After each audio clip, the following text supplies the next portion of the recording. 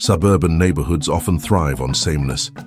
Identical lawns, freshly painted fences, and carefully maintained driveways line the cul-de-sacs like a perfect row of teeth.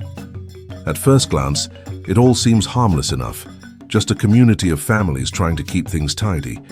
But underneath that veneer of order often lurks something far less pleasant: the watchful eyes of those who patrol the rules. In this neighborhood, that role was played by Karen. Karen had lived on the street for nearly 2 decades. In that time, she had become the unofficial enforcer of the HOA's guidelines, carrying clipboards and printed rule sheets as if they were sacred scripture. She took personal pride in making sure every trash can was hidden by sundown, every mailbox was polished, and every blade of grass cut to regulation height, and she expected everyone else to do the same. So when she noticed colorful chalk doodles spreading across the driveway of one family's home, she was horrified. The drawings had started innocently enough. A child with a box of sidewalk chalk scribbling crooked suns, wobbly flowers, and stick figure families. To most neighbors it was charming, a little reminder of childhood in a world that often felt too polished, too stiff. Cars driving by slowed for a moment, not to frown but to smile. The sketches were messy, sure, but they were joyful. Karen didn't see joy, she saw violation.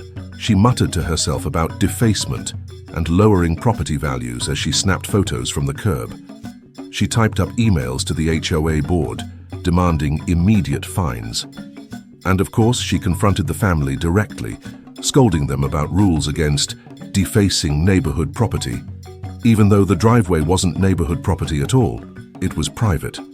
The family brushed it off at first, thinking it would blow over. Kids draw, chalk washes away, life goes on. But Karen didn't stop. She filed reports. She showed up at board meetings with blown-up photos of the chalk doodles, presenting them as evidence of moral decline. She told anyone who would listen that if they allowed graffiti on one driveway, soon the whole block would be ruined. Her outrage began to poison the air. What had once been light-hearted and fun now carried the weight of conflict. The child, once eager to draw in the sunshine, hesitated with chalk in hand, unsure if joy was worth the scowls from across the street. Parents whispered about fines. Neighbors grumbled about Karen's relentless crusade. But here's the thing about trying to stamp out joy. Sometimes it doesn't disappear. Sometimes it grows. The turning point came one Saturday afternoon. The driveway, freshly washed clean after rain, sat blank and grey. But by evening, colour bloomed again. Not from a child's hand this time, but from something more deliberate. An older sibling, or perhaps a visiting relative, had joined in, sketching larger, more intricate designs. A rainbow arched across the concrete with swirls of clouds and stars. A detailed dragon coiled in one corner, fire bursting from its mouth. The difference was clear. This wasn't a child's doodle. This was art. Word spread quickly. Neighbors came to look. Phones came out. Photos snapped, and whispers grew. Some were impressed, others cautious. But all agreed on one thing: this was no ordinary chalk drawing. And when Karen saw it, she nearly exploded. She stomped across the street, her phone held high, snapping photos furiously. She sent messages to the HOA before the dust had even settled, demanding immediate escalation. She called it graffiti vandalism, insisting it would bring crime to the neighborhood. She muttered about gangs, about outsiders, about the sanctity of suburban order, and as she did, the rest of the block watched her unravel. But the family didn't back down. Instead of scrubbing the driveway clean, they let the artwork stay. When rain threatened, they sheltered it with tarps. When Karen fumed, they smiled politely and carried on. And soon, something unexpected began to happen. Local artists took notice. A teenager with a knack for anime characters added her touch one afternoon, sketching vibrant faces along the edges. A retired art teacher stopped by, chalk in hand, eager to join the fun. Within weeks, the driveway had transformed from a simple slab of concrete into a living canvas, changing and evolving with every new contribution. What began as one child's pastime was now a community project. Cars slowed down not just to smile, but to stop. Strangers came by, curious about the murals they'd seen online. Social media posts spread, tagged with the neighborhood's name. The once blank driveway was becoming famous, And Karen couldn't stand it. Her complaints grew louder, more desperate.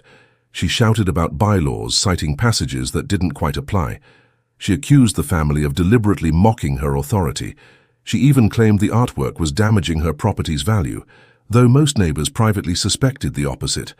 Far from lowering the street's worth, the driveway had become a draw, a selling point, proof that this wasn't just another cookie-cutter block of beige houses. It was a place alive with creativity. But in Karen's mind, none of that mattered. To her, the chalk wasn't art. It was defiance, and defiance couldn't be tolerated. The HOA board, weary of her constant demands, reluctantly agreed to send warning letters. They cited unauthorized exterior alterations, even though chalk was temporary, washable, and posed no structural change whatsoever. The family received fines. Threats of legal action followed. Karen celebrated each letter as though it were a personal victory. But the family had reached a breaking point. They were tired of being bullied, tired of seeing joy trampled under rules that seemed more about control than community. And so, they made a decision. If Karen wanted to treat their driveway chalk as a threat, then they would show her just how powerful it could be. They began reaching out to local art groups, community centers, even professional muralists. Invitations spread. Come draw with us. Bring your chalk. Make our driveway your canvas. The response was overwhelming. Artists of every kind, students, hobbyists, professionals showed up, boxes of chalk in hand, ready to contribute. What had begun as a child's pastime had now grown into a movement. The next weekend, the driveway was unrecognizable. Layer upon layer of artwork covered every inch. Detailed portraits, sprawling landscapes, abstract swirls of color. The grey concrete had vanished beneath a flood of creativity, and the neighborhood gathered, not just to watch but to celebrate. It felt like a festival alive with laughter, music, and art. Karen, of course, was livid. She stormed about the cul-de-sac, shouting threats of fines, snapping pictures of every chalk-covered hand. But the more she raged, the less anyone listened. Her voice, once commanding, had become background noise against the buzz of joy. The driveway had become something bigger than anyone expected. It was no longer just a slab of pavement. It was a gallery, a statement, a rebellion against control. And the more Karen tried to fight it, the more power it seemed to gain. By the end of the weekend, photos of the murals had gone viral online. Local newspapers picked up the story. "Suburban driveway transformed into art gallery," one headline read. Artists begged for invitations to the next session. What Karen had tried to stamp out had instead flourished, growing larger than she could have imagined. And as the sun set that Sunday, the family stood at the edge of their driveway, watching neighbors and strangers alike admire the colors, the lines, the sheer creativity sprawled across the concrete. They knew this was only the beginning. Because if Karen thought chalk was a problem before, she hadn't seen anything yet. The week after the HOA notice appeared on the door, the neighborhood felt heavier. People whispered behind hedges, glanced at the driveway with narrowed eyes, and crossed the street rather than walk directly past. The once innocent scribbles of a child had been rebranded as defiance, and that label changed how everyone saw them. The chalk drawings themselves began to fade under the summer sun, and the sprinkles of lawn water drifting across the pavement. The driveway grew dull again, but the controversy did not. Karen, the neighbor who had filed the initial complaint, continued to stroll the block as if she were the elected mayor. She wore her disapproval like armor, her sharp eyes scanning every front yard for new violations. The other neighbors nodded politely to her face, but traded sighs and rolled eyes the moment she walked away. The tension simmered, waiting for something to ignite it. And then it happened. One Saturday morning, the homeowner, the parent who had quietly endured the HOA warnings, stood at the edge of the empty driveway and made a decision. If a child's drawings were considered an eyesore, then the neighborhood would see what real art looked like. Not hidden, not silenced, not washed away with a bucket of water. Art that demanded to be seen. The plan began modestly. A post went up online, tucked inside a local community group. Looking for mural artists interested in a neighborhood project. Space provided, residential driveway. Theme, community, color, and joy. No one expected much, perhaps a few hobbyists, a curious college student, maybe a single brushstroke of change. But the internet has a way of carrying sparks into wildfires. Within days, the message reached painters who thrived on bold projects, chalk artists who usually reserved their skills for festivals, and muralists who loved turning grey cement into stories. One by one, they volunteered. They didn't ask for money, only for permission to create. The first weekend transformed the driveway. The flat stretch of concrete, once scolded for childish doodles, became a living canvas. Artists arrived with boxes of chalk in every shade imaginable, paint designed for temporary outdoor use, and knee pads to work comfortably on the hot ground. Passers-by stopped and stared as colours spread across the grey surface. A sunburst bloomed near the garage door, each ray stretching toward the street. Swirling patterns wove together like ribbons, guiding the eye across the whole space. Children from nearby houses wandered closer, first with hesitation, then with excitement.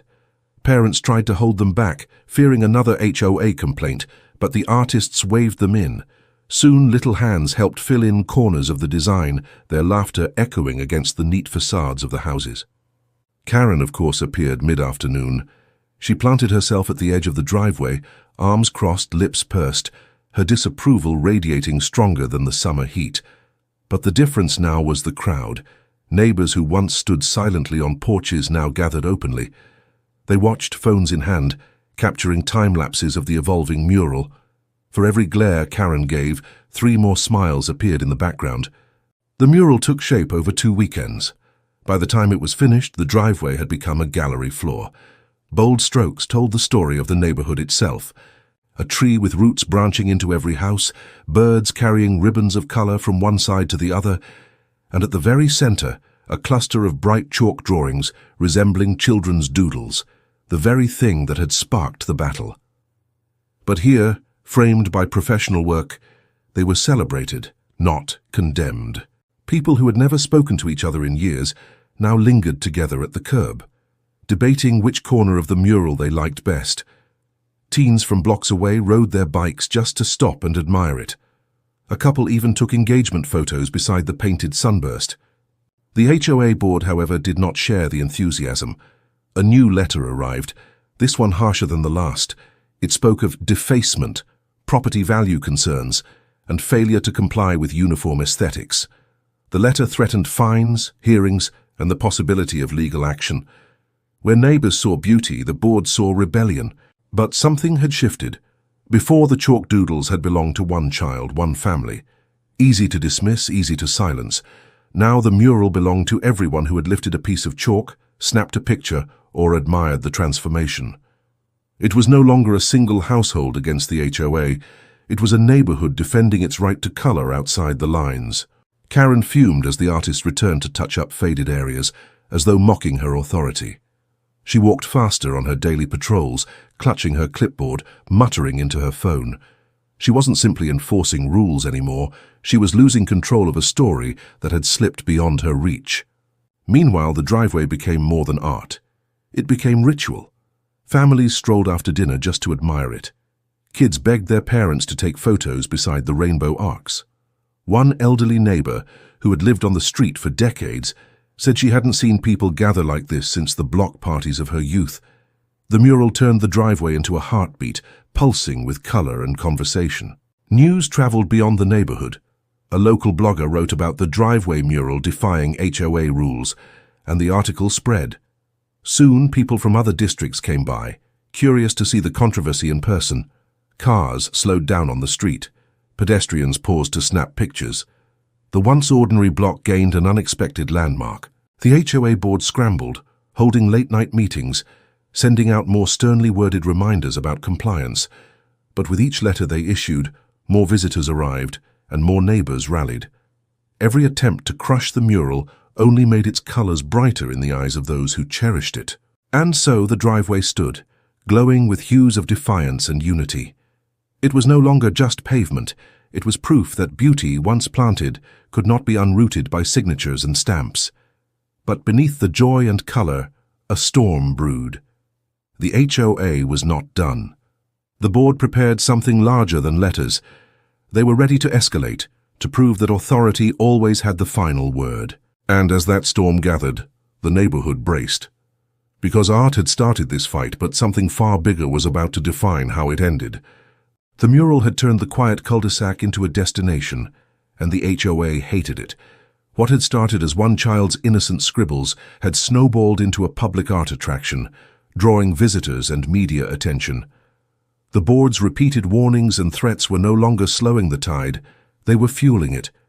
Behind closed doors, the HOA escalated, notices multiplied, fines were issued, and legal language thickened in tone. The letters dripped with words like non-compliance, repercussions, and escalating penalties. The intent was clear.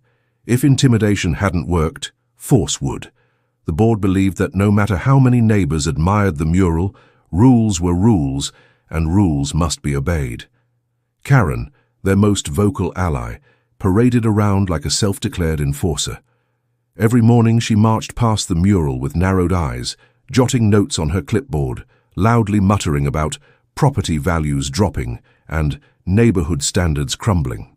She called city offices, filed complaints, and even attempted to flag down visiting cars to lecture them about the dangers of lawlessness.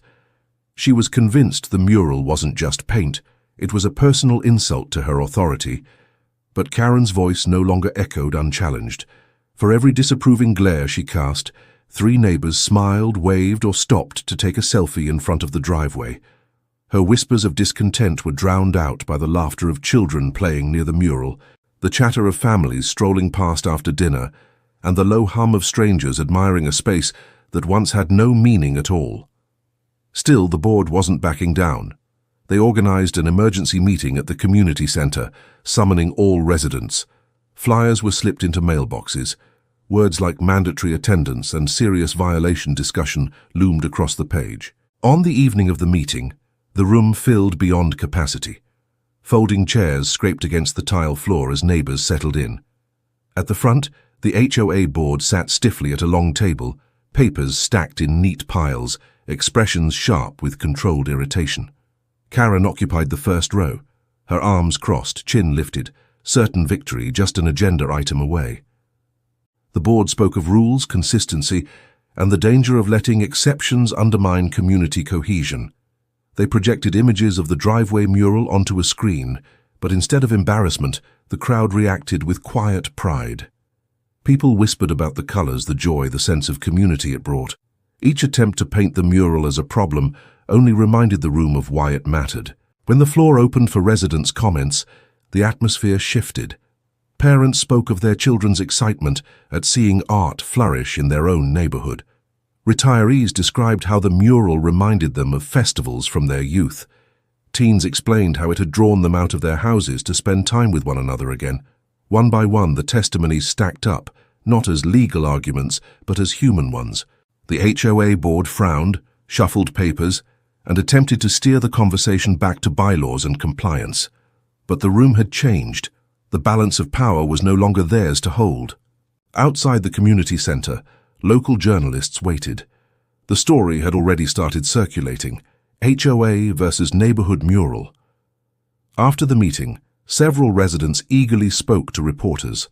Karen tried to interject, but her sharp remarks were drowned out by the enthusiasm of families praising the mural. The board members ducked away quietly, faces grim. The next week, the HOA tried their boldest move yet, an official cease and desist order. They claimed the mural was graffiti, demanded immediate removal, and threatened lawsuits if ignored. The letter was longer, more formal, stamped with legal seals.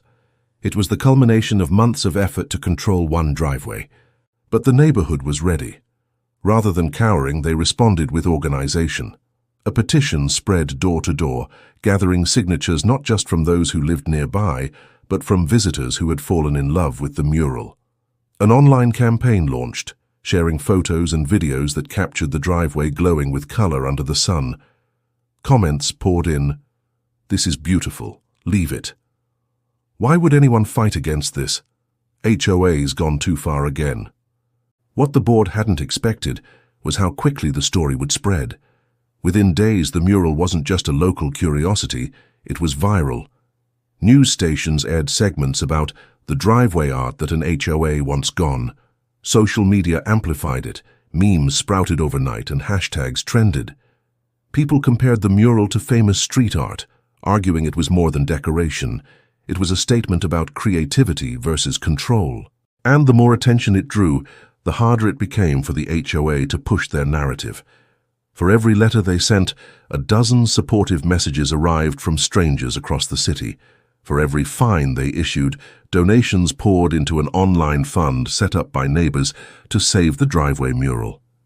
The tipping point came on a Saturday morning when a professional muralist, well known in the region, arrived unannounced. With permission from the homeowner, he expanded the artwork further.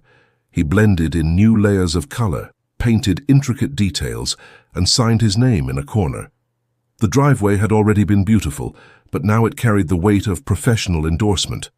Karen was livid. She stormed up and down the street demanding action, calling the board members, insisting something had to be done.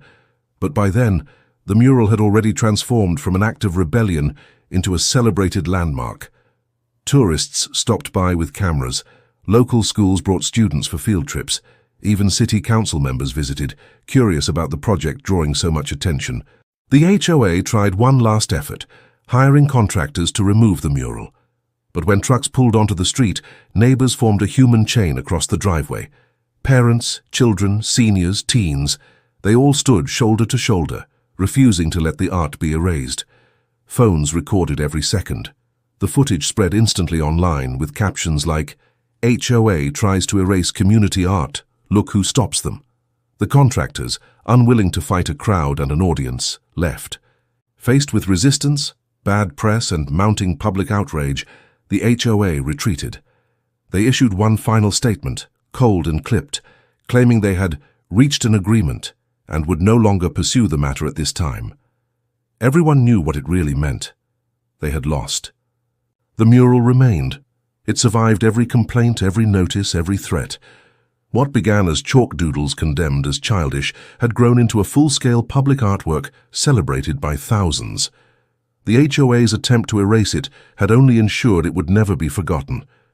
As for Karen, her daily patrols slowed. Her glares weakened. Neighbors who once feared her authority now ignored her entirely. Without the HOA's backing, her power dwindled to nothing more than muttered complaints on an empty street. Where she saw failure, the rest of the block saw freedom. The driveway became a symbol, not just of art but of resilience. Families still visited, kids still played, and strangers still stopped by to admire the colors. And every time someone knelt down to snap a photo, the mural told the same story. Creativity always finds a way to outshine control. The neighborhood had changed forever.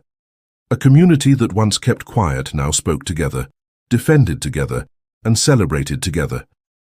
The HOA may have written the rules, but the people had written their own ending, etched in bold strokes of color across the concrete. And so the story closed where it began, on a driveway. But instead of fading chalk drawings scolded into silence, it stood as a canvas of triumph, bigger and brighter than anyone could have imagined. The HOA tried to ban chalk. The neighborhood built a landmark. And Karen, she learned too late that no clipboard could ever erase joy once it was drawn in full color.